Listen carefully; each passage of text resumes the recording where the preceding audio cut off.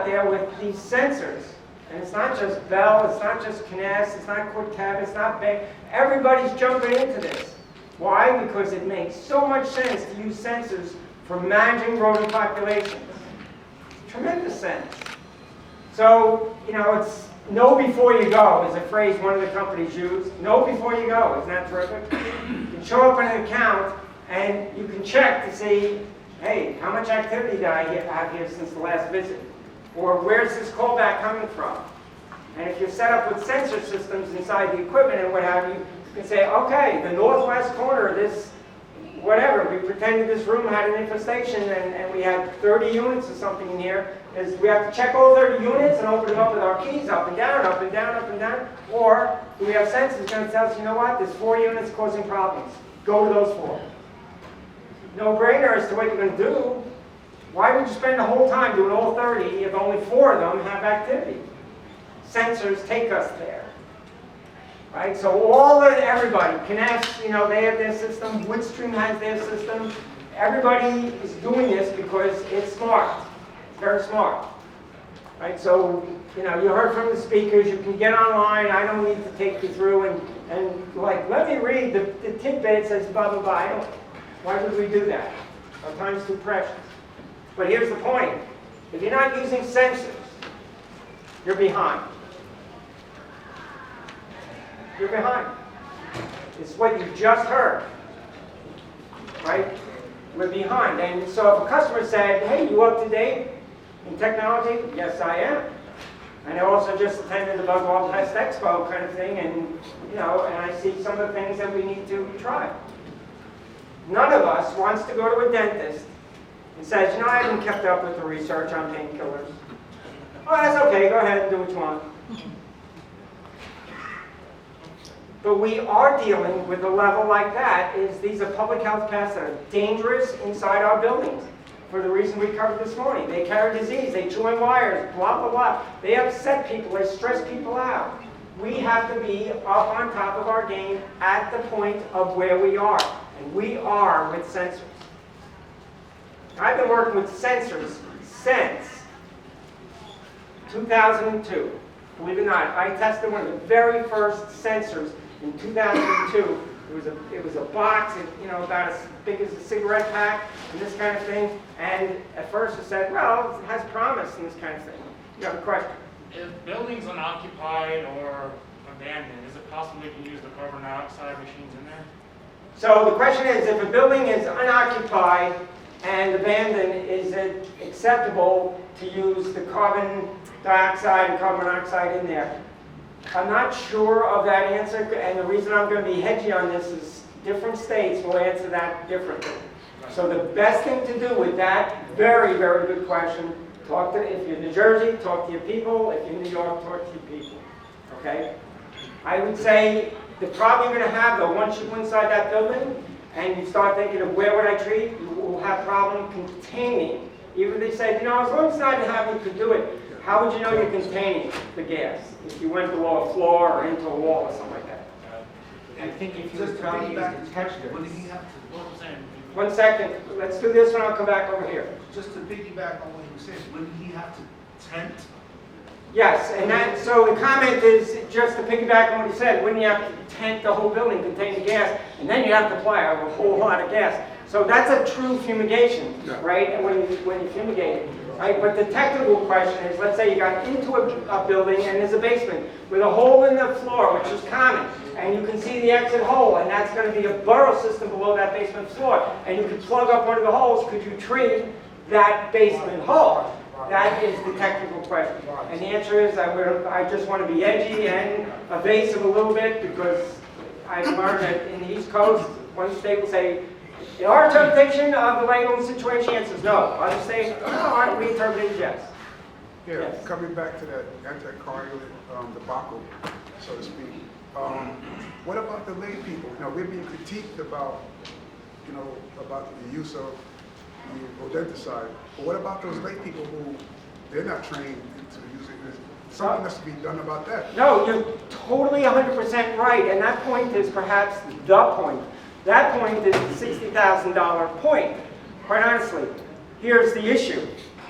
that industry, the retail chemistry industry, the retail chemical industry is so big, so powerful, so entrenched in lobbying that to get that change, to say no more products in rodent control going to be offered off the shelf and online to the public, you're talking lots of money and lots of influence and lots of power. And it's a battle that probably would be defeated by heavy-duty lawyers. I'm just saying.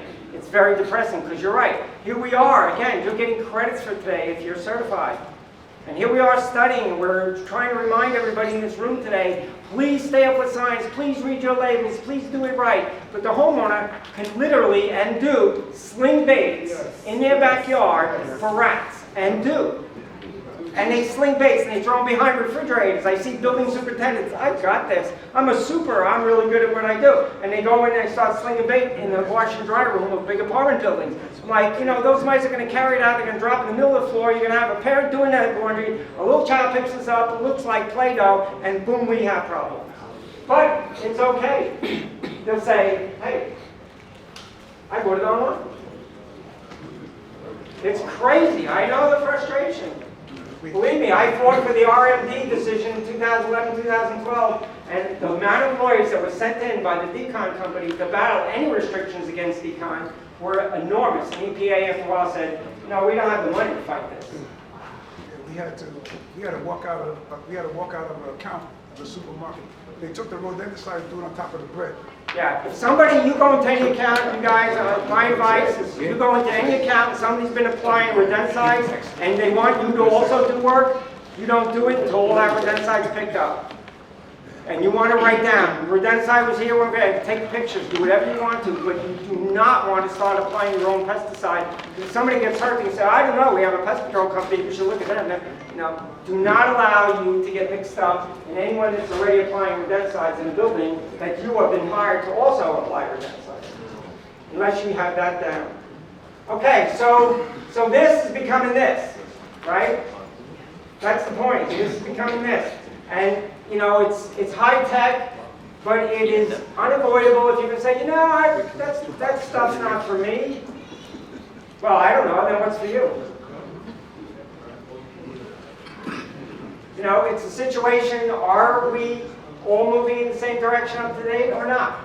So everybody, again, I'm just blasting through, everybody's got their products, you know, Bell and Kness and BM, and everybody's got their products. They're a game-changing strategy in rodent control. Well, you know, high-powered marketing firms write these poems, and they are poems. They are statements. They're just so well written so that, you know, you make the point. But are sensors game changers? As I said this morning, UBER. That's what it is. UBER. That's where we are. After working with these since 2002, it's my #1 project as a consultant. On my table, this is what I do the most, is these sensors. In full disclosure, as a scientist, not as a retainer, as a scientist, I work with the Corrigan group on the active sense. That's who I studied, that's who I worked with. I said, you know, this is a giant corporation. They're going the full 9 miles with the research and so forth. But I'm not pushing anybody's product. But that's active sense, that's the Corrigan group. That's the size of a bait block. One bait block. And I can tell you, you know, with their newest systems and their V2s, V3s, and what have you, these things, I put them out all across in different areas of the United States and on my phone. Because I'm set up, I'm hooked up to the cloud on this. I'll say, wow, we just caught an oil rat in Iowa at the barn in the north side. At 3 a.m. in the morning, my phone rings, bing, bing, bing, it has a certain ring, ding, ding, ding. My wife, around 3 o'clock in the morning, she rolls over to sleep, says, you caught another one. I was like, say, that's our pillow talk now. And Ruth always says, could you not share that with people that, you know. So, this is, you know, this American Museum of Natural History. Bob Hansen is sitting here today, visits here. For example, you know, Bob's been one of the pilot places, not the only one, but one of the pilot places for starting these sensors. It's a pretty important account to protect the American Museum of Natural History. Bob Hansen does it great as a pest professional. I mean, great. But sensors are a critical component of going forward, right? So, Nothing fancy here, you guys, but this is an alleyway in New York where I'm testing. I have a whole bunch of sensors in this alley. I know what's going down in this alley any single time, 24/7, 365 of the year, because I have this alley set up as smart alley. We are heading towards setting up New York City in smart city rodent control. That's my number one project. Smart city rodent control, my number one. We're going to be able to look down at the city just like we look at traffic grids and electrical grids and what you do this. So we're going to say, holy cow, for some reason, you know, the southeast portion of Manhattan has got a serious problem all of a sudden. We need to get on this. We need to get coordinated. Half the way you control rats is you're organized. Instead of like, well, we got 42 different companies doing different blocks and everybody's putting out their own different bait, different application rates, blah, blah, blah. Because we need to be organized. Well, this is a station that got pushed aside, moved, but it had a sensor below all of that. It went for a whole year. And I can't speak for everybody's sensor, but this had an active sensor in that base station. It went for a whole year. When we found it, it was still, you know, the Energizer Bunny was still running. It had 10,000 hits in a year when we thought it was lost. Right? So you know, software these days is just amazing. This is an iPad, this is our iPad. Every single green dot is a sensor and a location of a sensor. Then they have to connect to these hubs, and it goes to the cloud, it comes back to the cloud, down to your iPhone or whatever smart device you have, and you get the alert, and it tells you what you have, what time, blah, blah, blah. What's the average cost on these sensors? So it varies. You have to talk to each one of the ones that make it. So I'm not here to sell you on any. But roughly, just so you know, a sensor that I just pointed out a minute ago, that sensor goes right for about $30. Hey Bob, is that about right? $30? Yeah. Yeah, about $30. Then there's these user fees and software fees and stuff. But what you get back from $30 is you get this, you guys. You get canaries in the coal mine. That's what you get. Canaries in the coal mine, and that's what the title of the research project I have going with the city is Canaries in the Coal Mine, rat distribution being censored electronically. Now let me say this. Some people will say, well, what's the false negatives? What's the false positives? In other words, if this goes off when you really don't have a rodent, or it does go off, you know, when it's not a rodent. So it's a situation where if you check an account twice a month for 45 minutes, and you add up those 45 minutes twice a month over all the hours that exist within a month, who's the false negative? We are. Bobby, but that's provided the traps stay in place. You know, in the real world, these traps have moved around, they kick, hose water, everything's... Excellent. So the comment is, you know, well, Bobby, that's assuming these baits and these traps and everything stay in place because they power wash, they kick them, they use them for door stops and this kind of thing. And that's completely correct. But I'm going to say something here. If you put your traps and your bait stations in the areas where the activity is the highest, they're usually hard to reach areas. That's right. All right? And so you won't get that as much. Now, by the way, if you put like this sensor inside a bait station and it gets kicked, and let's just say, for whatever reason, somebody finds that and they move it on and it gets kicked in there, just kicking these bait stations with the sensor in it, at least for this one, does not give a real alert.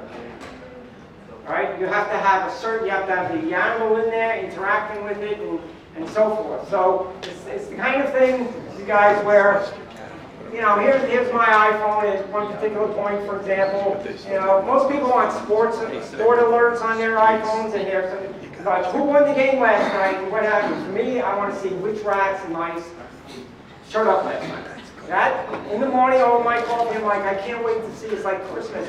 What happened last night in my world? And, you know, who set off alerts and what's going on? Like I said, and my wife Ruth's really into it. She'll say, so how's it looking? What's going on? How's Iowa? Okay, so the other thing I want to mention in this revolution is the future, and especially for the next generation. I don't think I'm saying anything to anybody here. It's not new. The next generation is data-driven.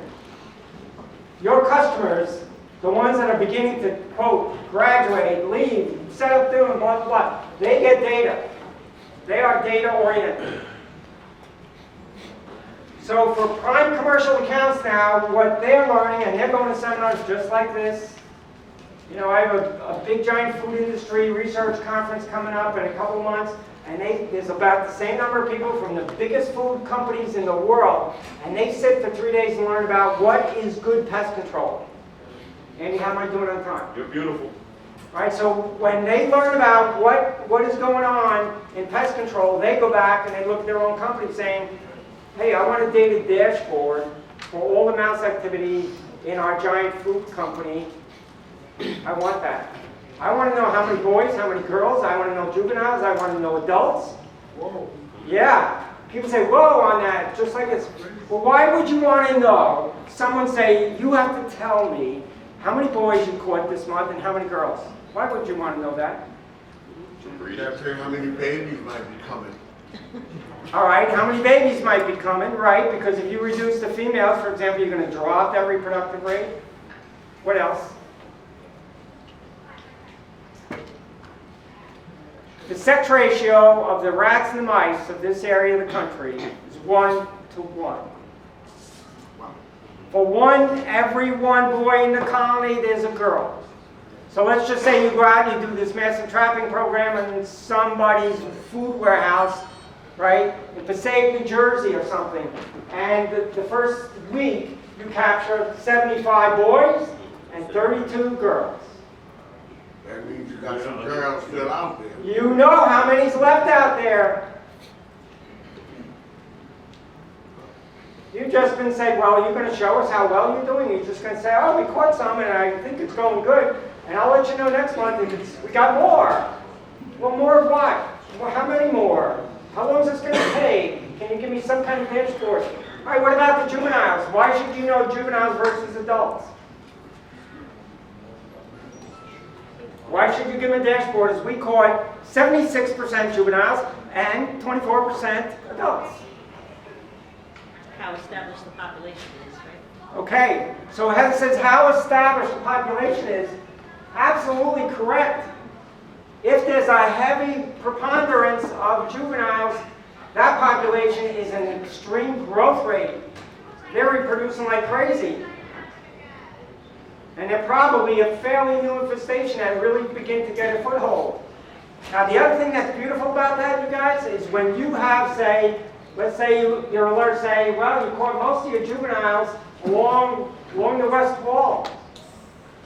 That is so key because juveniles don't go far from their nest.